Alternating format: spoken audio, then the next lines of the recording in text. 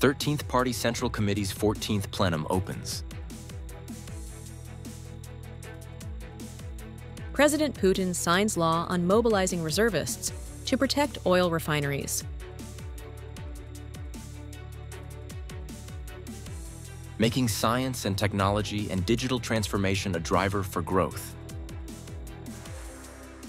Hello, so good to see you again in today's news by Nghệ An Press and Broadcasting Agency.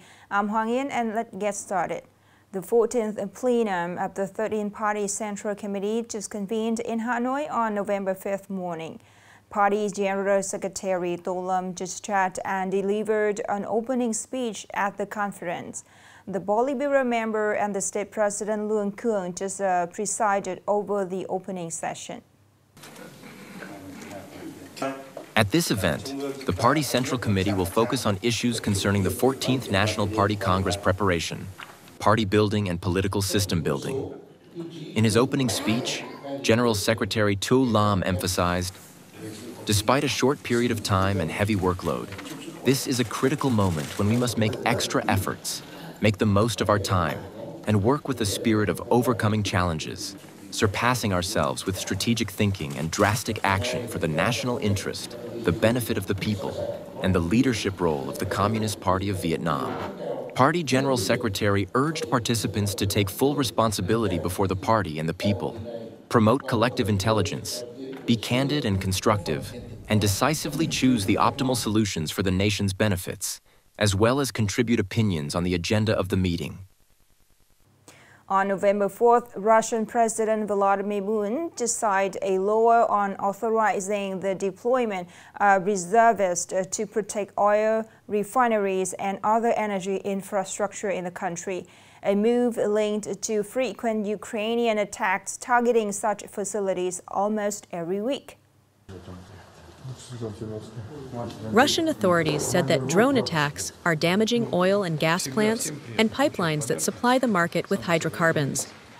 The text signed by Putin leaves open the possibility of sending reservists to ensure the protection of necessary facilities upon a request from the government. Those who participate will be provided with financial compensation. By September 2022, Russia had mobilized approximately 300,000 reservists for the war in Ukraine, several months after the Russian offensive began. However, no general mobilization has been declared in Russia since the start of the conflict, as the military has been bolstering its ranks through volunteers who receive high salaries and social benefits.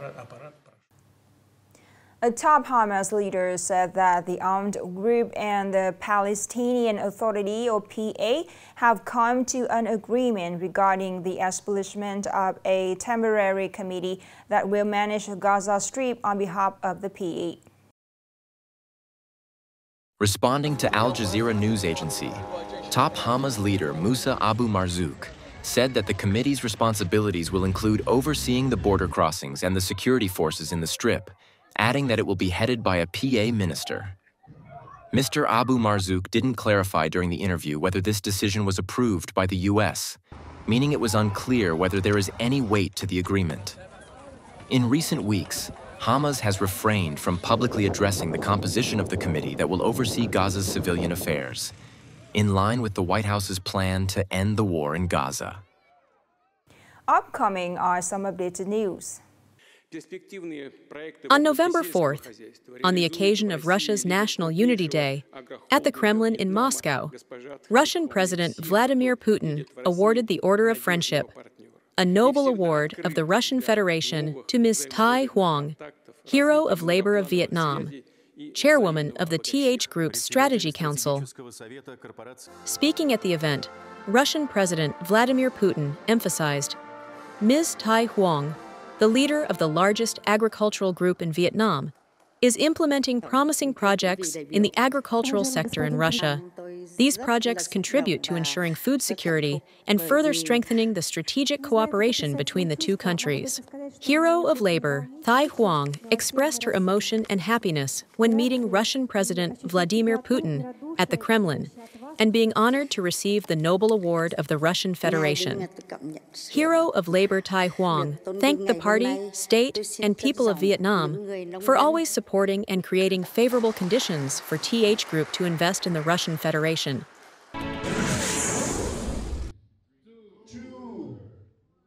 The direct Hanoi-Jakarta air route was launched at a ceremony held in Jakarta on November 4th, becoming the second direct route between Vietnam and Indonesia, inaugurated by Vietnam Airlines this year, following the HCM City Denpasar service in June. According to Tran Tuan Ngia, chief representative of Vietnam Airlines in Indonesia, the inaugural flight is scheduled for November 22, 2025. The new route will bring practical benefits and meet the growing travel demand of people in both Vietnam and Indonesia, while enhancing Vietnam Airlines' competitiveness in the ASEAN aviation market.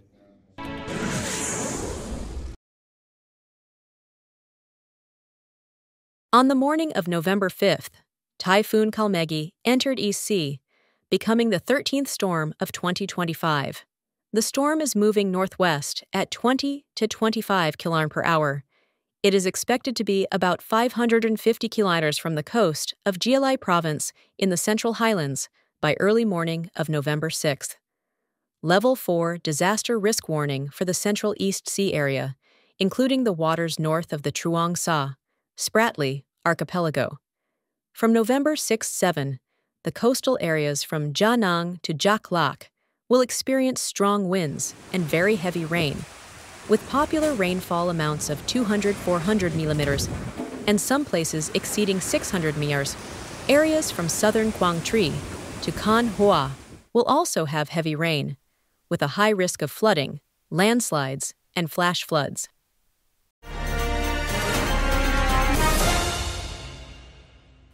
On October 15, 2025, the 13th Central Committee of the party officially published the full draft of the documents to be submitted to the 14th National Congress of the party.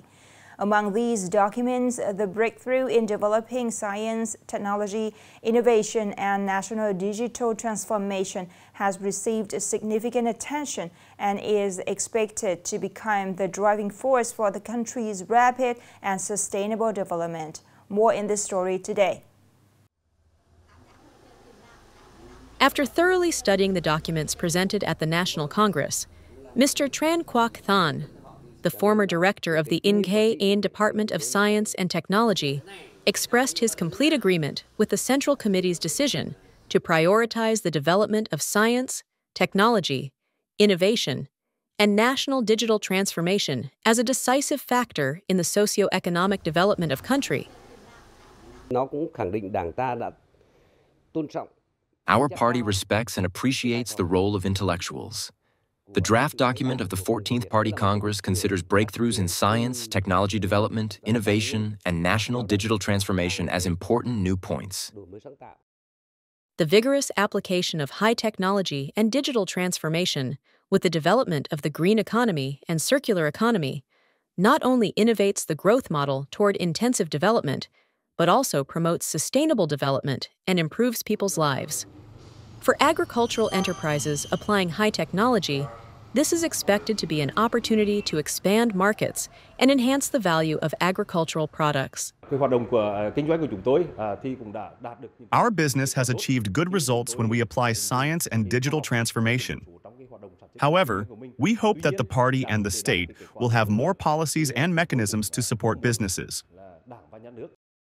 Sharing the same viewpoint, enterprises in the field of science and technology expressed their wish that, for the breakthrough policy to materialize, it is necessary to introduce policies that strongly encourage businesses to invest in science, technology, and innovation.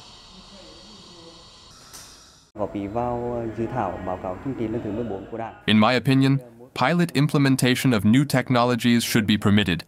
It is essential to expand the mechanism for data sharing, exploitation, and utilization. Furthermore, there should be preferential support policies for enterprises engaged in innovation activities. By positioning science, technology, innovation, and national digital transformation as the top growth driver, the draft political report of the 14th Party Congress demonstrated the determination to shift the growth model towards intensive development based on knowledge, transforming potential into strength to facilitate the country's rapid development in the new period. Now it's the end of the show today. Thank you so much for your attention. Goodbye for now.